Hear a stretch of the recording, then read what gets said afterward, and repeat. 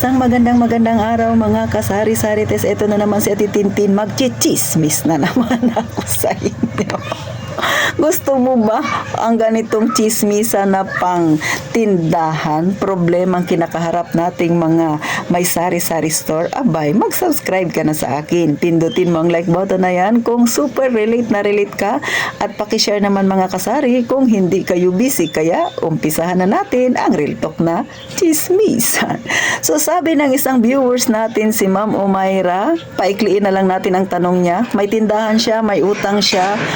Tapos yung utang niya ay okay naman sa ngayon, nakakabayad naman siya, nakakapag-ipon din siya.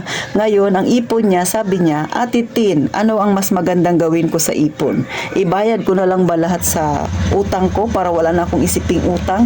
O ibili ko ng alahas dahil magandang investment din naman? Kung ikaw, nasa ganyang kalagayan ni Ma'am, anong desisyon ang pipiliin mo? Mga kasari. So, ito naman yung aking opinion mga kasari. No? Siguro si Ma'am Umayra, naghahanap lang yan ng second opinion. Ito ma'am, hindi ko sasabing tama yung aking ipapayo sa iyo, pero ipapakita ko yung both side para makapili ka ng mas mainam na desisyon. Sa totoo lang ma'am, pag nagnenegosyo ka, mainam talaga na walang utang. Bakit? Makakapag-ipon ka ng malaki. Wala kang problemang iniisip. Wala kang iniisip na interest, mga kasari. Talagang doon ka lang sa goal mo na pag-iipon. Samantalang kung ikaw ay may utang, syempre buwan-buwan mayroon kang iniisip na utang. Mayroon kang binabayaran na tubo, mga kasari.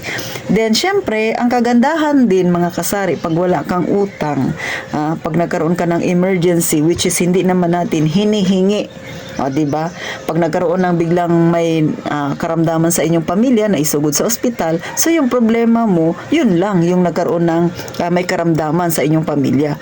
While kung may utang ka, may iniisip ka na nga na bayarin na buwan-buwan, meron ka pang iniisip na problema dahil may nagkasakit sa pamilya ninyo. So, doble dagok yun. Mabigat yun sa kalooban, mga kasari. Kaya, para sa akin, yung ipon mo, ma'am, mas mainam na ibayad lahat sa utang para wala ka nang isipin, malinis lahat, at higit sa lahat, focus ka doon sa iyong negosyo at sa pag-iipon mo, mga kasari. Kasi yung pagbili naman ng alahas, ma'am, ay pwede namang makaantay naman yan. Pero yung utang, bagamat nakakaantay din naman yan, syempre kasi okay lang naman doon sa inuutangan mo dahil nagbabayad ka ng tubo. Pero syempre, sayang pa yung itinutubo noon, sayang pa yung ibabayad mo sa kanya. Pwede mo na yung pandagdag sa yung ipon, mga kasari. Pero, sa totoo lang, no, yung sinasabi ni Ma'am Umayra na ibibili niya ng alahas, sa totoo lang, ma'am, good investment po ang alahas. Yun ang pinaka maganda dyan sa naisip ninyo. Bakit? Eto na lang. Si Ate Tintin, merong binili na alahas worth 13,000 noong nagtatrabaho pa ako as gwardiya. Then, nasasanla siya ng 11,000 kasi sa pawn shop po siya binili. Then, lumipas ang halos 5 taon. Tinanong ko ngayon kung magkano na ang sanla ng alahas na yun na dati ay 11. Alam niyo ba mga kasari, tumubo na siya at ang kanyang sanla ngayon ay 19,000. So ibig sabihin, nabawi ko na yung aking kapital na 13,000 plus tumubo pa yung aking pera. Dahil syempre, iba ang labanan pag alahas. Kasi kung isipin mo yung pera mo na 13,000 inilagay mo sa bangko, hindi yan tutubo ng 5,000, 6,000. Walang ganun sa bangko. Bagkus tutubo yan ng kakaunti, bawasan pa yan ng tax. Yan ang katotohanan dyan. Diba? Kaya para kay Ma'am Umayra, maganda po yung iniisip niyo ma'am na mag-invest ng alahas, magbumili. Pero sa ngayon, mas mainam talagang bayaran mo na lahat ng utang.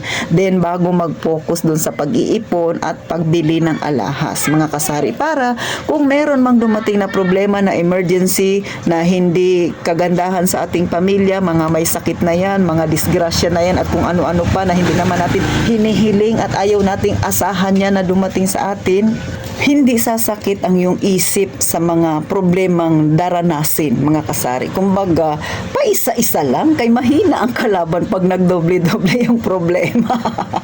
Pero syempre, nasa sayo pa rin yan, Ma'am Umayra, kung kaya namang pagsabayin yung nagbabayad ng utang, tapos nagsisavings, why not? Kaya lang, ang sa akin, Ma'am, kasi pag nagkaroon kasi ng biglaang problema, mga emergency na hindi natin inaasahan. So, kung walang utang, hindi dodoble ang sakit ng ulo mo. Kasi nga, doon ka lang nakapokus sa isang problema, mga kasari. Pero, sa mga mahilig din dyan, mag-collection ng alahas, mga kasari, sa totoo lang yan, magandang choice yan. Siyempre tayo nasa masa yung ating pamumuhay. Hindi pa natin kayang bumili ng mga malalaki na investment. Yung iba, pang mayamang investment. So, hindi pa natin kaya yan. So, ang kaya pa lang natin ay alahas. Kaya, sa mga nakapag-invest ng alahas, kumusta na? Di ba? Malaki na ang tinubo ng mga alahas ngayon. At saka magandang investment talaga sa totoo lang ang alahas. Kasi, hindi mo na mamalayan, nakatago lang, or kung gusto mo, suotin mo. Pero kasi sa panahon ngayon, pag may suot kang alahas, lapitin ka ng mga palautang.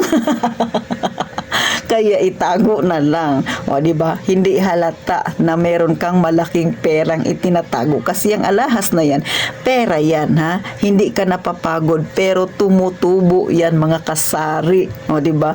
Wala kang kapagod-pagod na bumili ka lang ng alahas, tapos itago mo lang siya. Mga ilang taon, 3 taon, 4 na taon, pataas.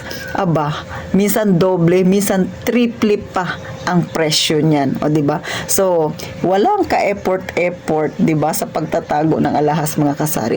So, hanggang dito na lang, mga kasari. Sana kahit papaano naliwanagan ng kaunti si Ma'am Umayra, nagkaroon siya ng idea so kung ano ba yung mas magandang gawin, mga kasari. Pero syempre, ikaw na may ganyang sitwasyon, nasa sayo ang pagpaplano kung saan ba ang mas mainam, ha? Nasa sayo ang tamang desisyon kung ano ba yung dapat mong gawin. Sa akin, pinapakita ko lang sa inyo kung ano ba yung mas mainam. So hanggang dito na lang, mga kasari. Huwag kakalimutang i-like nyo naman ang video ni Ate Tintin. Sige na, please. Pilitan na ito. At syempre, gaya nga ng palagi kong sinasabi, mag-iingat tayong palagi, mga kasari.